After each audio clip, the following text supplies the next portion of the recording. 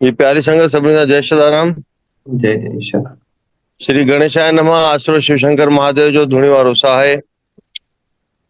हे कृष्णा करुणा सिंधु दीन बंधु जगतपते गोपेश गोपिका कांत राधा कांत नमो उष्टते। श्रीमद् भगवत गीता अथ षष्ठो अध्याय श्री परमात्मने नमः। श्लोक संख्या 11। शुचोदेशे प्रतिष्ठाप्य स्थिरमासनम आत्मनः नात्युच्चरितम नाति नीचम शैलाजिन कुशोत्तरम क्रागनम मनः कृत्वा यत चिते इंद्रिय क्रियः उपविश्यासने युज्य उद्योग आत्म विशुद्धये समम काय श्री ग्रोव्यम धारिण अंचल स्तरः संप्रेक्ष नासिकाग्रम स्वम दिशाशन अवलोकयन प्रशांत आत्मा विगतभ्य अब्रह्मचारी व्रत स्थितः मन संयम चित्तो युक्त आसीत मत प्रह युनंजन एवं सदा आत्मानं योगी नियत मानसः शांतिम निर्वाण परमामम मस्तम स्थमा यद गच्छति। ध्यान क्यों जरूरी है? ध्यान की पद्धति क्यों इतनी भगवान डिटेल में बता रहे हैं? तो इस पर रिसर्च करने पर क्या कंक्लूजन आया? क्यों रिसर्च करना पड़ा? हम देखते हैं कि जो पहले के गांव रहते थे वहां पर जो पहले बच्चे रहते थे, ये 20, 25, 30 साल पहले की बातें हैं। अभी तो और तरक्की होते जा रही है दिन ब दिन। तो पहले गांव में बस भी गुजरती थी ना, तो बस बच्चे पीछे पीछे दौड़ते थे, अरे देखो बस गई, देखो बस गई। और पहले जो बच्चे थे गांव के, वो क्योंकि इतनी गरीबी हुआ करती थी तो थोड़े बहुत फटे कपड़े भी पहन लेते थे, है ना। वो उस चीज से वंचित है, लेकिन साधनों से वंचित होते हुए भी वे बड़े संतुष्ट रहते थे और प्रसन्न चित्त रहते थे। आज गांव की भी स्थिति, क्योंकि आज हर जगह डेवलपमेंट हो गया है, तो आज गांव भी गांव जैसे नहीं रहे हैं, वहां पर भी प्रगति हो गई है। पहले गांव में पक्के घर देखने को नहीं मिलते थे, अब देखने को मिलते हैं। अब वहां पर भी ट्रांसपोर्ट फैसिलिटीज अच्छी हो गई हैं। अब आप किसी गांव में किसी बच्चे को फटा हुआ कपड़ा पहनते हुए नहीं देखोगे, जहां डेवलप हो चुके हैं। तो साधनों की कमी तो नहीं है, साधना की कमी हो गई है। इसीलिए रिसर्चर्स को ये प्रैक्टिकल रूप से जो भगवान ध्यान की पद्धति बता रहे हैं, ध्यान की, उस पर रिसर्च करना पड़ा। और फिर साइंस, वो कहते हैं ना कि अगर विज्ञान और अध्यात्म में लड़ाई हो रही हो, तो जब विज्ञान उस स्थिति पर पहुंचता है तो वो कहता है अरे यहां तो मैं अब पहुंच रहा हूं, यहां पर अध्यात्म तो पहले से बैठा है। अध्यात्म उस उच्च अवस्था पर पहले से बैठा है, विज्ञान तो बाद में पहुंचा है, साइंस तो बाद में पहुंचा है। जब रिसर्चर्स ने इस ध्यान पद्धति पर रिसर्च किया साइंटिफिक वे में, तब उन्हें पता चला कि कितना प्रैक्टिकल भगवान ने इस ध्यान पद्धति को बताया है, क्यों ऐसे बताया है। और भगवान ने शरीर की रचना भी ऐसे नहीं की है। शरीर का अब हम धीरे धीरे एक एक उसको क्लियर करेंगे। तो ध्यान की पद्धति में भगवान सबसे पहले बता रहे हैं आसन के बारे में, क्या हमारा आसन कैसा हो। तो शुद्ध भूमि में, जिसके ऊपर क्रमश शुद्ध भूमि, पवित्र भूमि, यानी वहां स्वच्छता तो है, ये पहली बात, लेकिन वहां पर पवित्रता भी है। वहां के वाइब्रेशन भी सात्विक होने चाहिए जहां हम ध्यान करते हैं। तो ध्यान इसीलिए अधिकतर आपने देखा होगा कि हम मंदिर में करना प्रेफर करते हैं। मंदिर में अगर दो लोग भी बैठ रहे हैं, घर के दो सदस्य भी बैठे हैं, तो वहां उन्हें सांसारिक चर्चा भूलकर भी नहीं करनी चाहिए। क्यों? क्योंकि वो रजोगुण और तमोगुण से भरी हुई रहती है। मंदिर में क्या करना है? या तो मंत्रोच्चारण करना है या पाठ करना है, जैसे भगवत गीता, भागवत, भक्तमाल, है ना, हमारा शैदानी ग्रंथ। वहां की एनर्जी ही सात्विक हो जाती। इसीलिए भगवान पहले तो यह स्पष्ट कर रहे हैं कि जिस स्थान पर आप ध्यान करने बैठते हैं वो स्वच्छ तो होना चाहिए हाइजीन के रूप से, हाइजीन की दृष्टि से, लेकिन पवित्र भी होना चाहिए। वहां की एनर्जी सात्विक होनी चाहिए। इसीलिए जो घर का मंदिर है वहां हमें पवित्रता मेंटेन करनी चाहिए। उसके बाद क्या कह रहे हैं? क्रमश उषा मृगछाला और वस्त्र बिछे हैं। अब आपने बड़ों को देखा होगा कि कई बड़े कहते हैं कि भाई भूमि पर मत बैठो, अगर बैठ रहे हो तो आसन बिछा के बैठो, जो ना बहुत ऊंचा हो ना बहुत नीचा हो। भगवान बता रहे हैं कि आपका स्थान, आपका आसन कैसा होना चाहिए। ऐसे अपने आसन को स्थिर स्थापन करके स्थिर होना चाहिए। देखो, हम इसको साइंस की दृष्टि से समझते हैं, भगवान ने कितना साइंटिफिक बताया है, जो आज रिसर्चर्स उस पर रिसर्च कर रहे हैं। ये बॉडी का एक नेचर है और अर्थ का अपना नेचर है। आप सबको पता है कि अर्थ में ग्रेविटेशनल फोर्स होता है, गुरुत्वाकर्षण जिसे हम कहते हैं। जब हम स्थिर रहते हैं, यानी हम अपनी पोजीशन बदल नहीं रहे हैं, कंटिन्यू एक ही पोजीशन में स्थिर बैठे हैं, तो ग्रेविटेशनल फोर्स जो होता है, जो गुरुत्वाकर्षण होता है, वो हम पर प्रभाव बहुत ही कम डालता है। हम हल्के फील होने लगते हैं। आपने देखा होगा कि आजकल तो लोग वीडियोस निकाल के वायरल भी कर देते हैं, पर ये दिखाने की बातें नहीं होती हैं। कई लोग जब ध्यान अवस्था में समाधि में पहुंच जाते हैं तो हल्के होते हैं और 1 इंच ऊपर उठ जाते हैं जमीन से।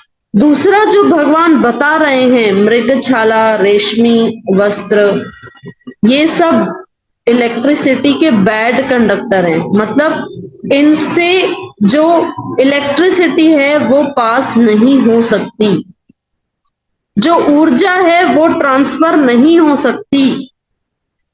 इसीलिए बड़े जब बैठते हैं, अगर हम ध्यान में या कैसे भी, तो बड़े कहते हैं कि आसन बिछा के बैठो, नहीं तो पृथ्वी तुम्हारा सब ले लेगी। तो जो हमारे अगर उससे आगे का टेम्परेचर होता है, जैसे 100, तो हम बोलते हैं सामने वाले व्यक्ति को बुखार आ गया है, क्योंकि बॉडी का टेम्परेचर बढ़ गया, बॉडी का हीट बढ़ गया। तो जब हम ध्यान की अवस्था में बैठते हैं तो हमारे शरीर की ऊर्जा बढ़ती है, शरीर की ऊर्जा बढ़ती है। अगर हम आसन नहीं बिछाएंगे तो अर्थिंग हो जाएगी। मतलब क्या होगा? जो हमारी ऊर्जा है वो पृथ्वी ले लेगी, वो भूमि ले लेगी। लेकिन इसी जगह बीच में कोई आसन है जहां से ऊर्जा पास नहीं हो सकती है, तो फिर वो ऊर्जा हमारे पास ही रहेगी।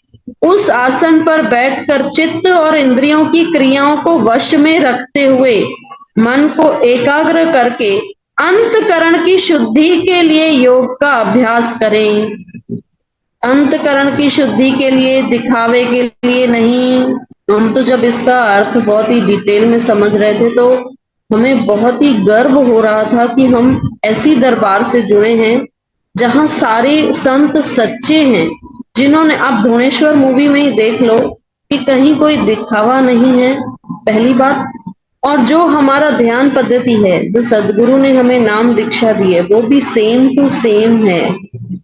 फिर अब भगवान और डिटेल में बताते हैं कि हमारा पोस्चर कैसा होना चाहिए। ठीक है, काया यानी शरीर, सिर हेड, गला गर्दन, ये सब तीनों एक ही लाइन में होने चाहिए। देखो, हम जब स्थिर बैठते हैं तो हम ऐसे बैठते हैं ना।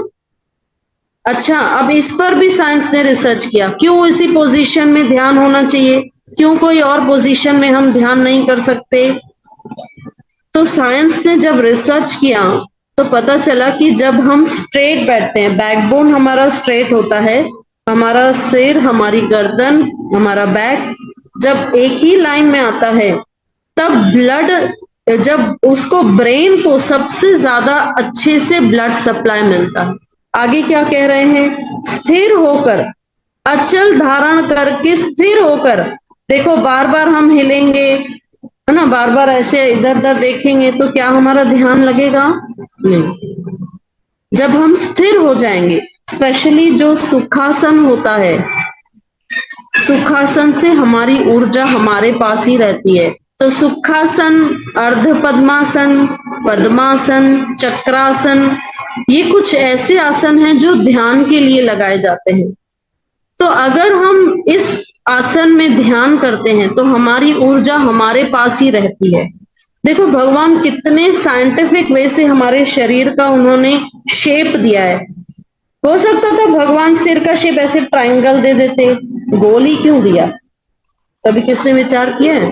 अच्छा, हमारे जो जहां पर भी हमारे एंड्स हैं शरीर के, जैसे उंगलियां हैं, ये देखो ये ऐसी गोल है, ठीक है, इसको भगवान ऐसे पॉइंटेड भी रख सकते थे, ठीक है, ये गोल, ये हाथ ऐसे गोल, पैर ऐसे गोल, तो हर जगह गोल है, कहीं पे भी नुकीला पॉइंट नहीं है हमारे शरीर में।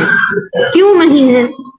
क्योंकि साइंस ने ये सिद्ध किया कि नुकीला पॉइंट अगर होता है तो वहां से एनर्जी बाहर जल्दी निकल जाती है, उसके शेप के कारण। लेकिन अगर वही सर्कुलर है, गोल है, तो वहां से ऊर्जा नहीं निकलती। भगवान क्या कह रहे हैं? अपनी नासिका के अग्रभाग पर दृष्टि जमा कर अन्य दिशाओं को न देखते हुए, देखो भगवान कैसे कह रहे हैं? पहले तो हमारा पोस्चर स्ट्रेट होना चाहिए और हमारा आसन सुखासन, अर्ध पद्मासन, जिसमें भी हम कंफर्टेबली बैठ पाए। तो भगवान ने स्टार्टिंग पॉइंट में, शुरुआत की अवस्था में बताया कि नासिका के अग्रभाग पर, यानी यहां ऐसे देखो, अगर हम अपना ये देखते हैं तो हमारी पलकें अपने आप झुक जाती हैं। और अगर कंटिन्यू ये देखो आप, तो यहां पर आपको वाइब्रेशन फील होगी।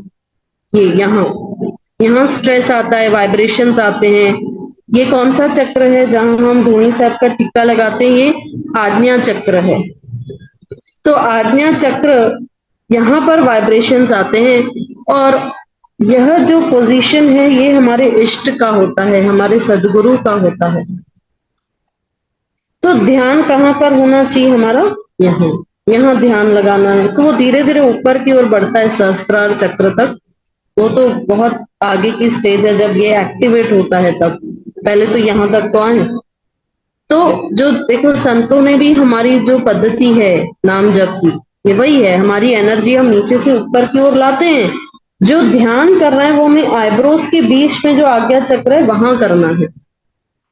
आगे भगवान कह रहे हैं, ब्रह्मचर्य की व्रत में स्थित, भय रहित तथा भली भांति शांत अंतकरण वाला सावधान योगी मन को रोककर मुझ में चित्त लगाना, मुझ में चित्त वाला और मेरे परायण होकर स्थित होवे। तो ध्यान में भगवान ने भक्ति का भी स्पर्श कर दिया। कैसे? किस पर चित्त लगाना है? मुझ पर लगाना है। अगर कोई तुम निर्गुण पर नहीं कर सकते तो मेरा साकार स्वरूप है, जहां पर भी तुम्हारी श्रद्धा हो तुम उस साकार स्वरूप का भी ध्यान कर सकते हो, जिसे हम रूप ध्यान कहते हैं। तो भगवान ने पहली शर्त रखी ब्रह्मचार्य की। देखो ब्रह्मचर्य क्या होता है? केवल वीर्य को संभालना, वीर्य को नष्ट ना करना, केवल ये ब्रह्मचर्य की डेफिनेशन नहीं है। दूसरा ब्रह्मचर्य की डेफिनेशन लोग समझते हैं स्त्री और पुरुष का मिलन न होना। ये अपनी अपनी है डेफिनेशन ब्रह्मचर्य की। लेकिन एक और डेफिनेशन है ब्रह्मचर्य। कौन कंटिन्यू ब्रह्मचर्य में रह सकता है? वो वही रह सकता है जिसका नित्य निरंतर ध्यान परमात्मा में लगा है। एक क्षण के लिए भी जो अपने परमात्मा से, अपने इष्ट से, अपने भगवान से दूर नहीं रहता, वो ब्रह्मचर्य है। हाँ, वो सपोर्टिंग कंडीशंस हैं, नो डाउट अगर हमारे अंदर वासनाएं कम हैं तो बहुत ही जल्दी हमारा ध्यान एकाग्र हो जाता है, लेकिन अब वासनाएं अधिक हैं, चाहे वो कोई भी वासना हो, तो हमारा ध्यान नहीं लगेगा क्योंकि हम इंद्रियों से ही ऊपर नहीं उठे हैं अभी तक तो। लेकिन जब हम इंद्रियों से ऊपर उठ गए हैं, जब हमारी बाहर की वासनाएं कम हो गई हैं, तो हम बहुत ही इजी वे में कनेक्ट हो जाते हैं। ख़ुशी जी ॻाल्हि आहे जो सोनम ने ये सत चक्रनि जो आज्ञा चक्र जो ध्यान चक्र जो ज्ञान ध्यान ब्रह्मचर्य इन्हनि सभिनी जे मथां इन श्लोकनि जी व्याख्या कई त जेतिरो पढ़ंदासीं ओतिरो संवरंदासीं, जेतिरो ॿुधंदासीं ओतिरो लहींदासीं, प्राप्त कंदा वेंदासीं। अॼु शिव जो वार सूमर नवमी जी तिथि ऐं होल बि लॻी चुको आहे कल्ह खां वठी। अञा होल लॻियो आहे जेको होलीअ ताईं धूड़े ताईं यानी 25 मार्च ताईं रहंदो। होली ऐं ॾियारी, होली ऐं ॾियारी इहे पंहिंजे सनातनी जा ॿ महत्वपूर्ण त्योहार आहिनि जेके सिर्फ़ कोई हिंदुस्तान या पाकिस्तान में ही न बल्कि जिथे भी हिंदू आहिनि उते धूमधाम सां मल्हाया वेंदा आहिनि। ॾियारी भी आहे ज्ञान जो प्रकाश, होली भी आहे कि पंहिंजो पाण खे समर्पित करे छॾनि परमात्मा में। असां तव्हांजा थी वियासीं, मैं आपकी होली। तो होली लॻो आहे सर्वे भवन्तु सुखिनः सर्वे सन्तु निरामया सर्वे भद्राणि पश्यन्तु मा कश्चित् दुःखभाग् भवेत्। ओम पूर्णमद पूर्णमिदं पूर्णात् पूर्णमुदच्यते पूर्णस्य पूर्णमादाय पूर्णमेवावशिष्यते। ओम शांति शांति शांति ओम।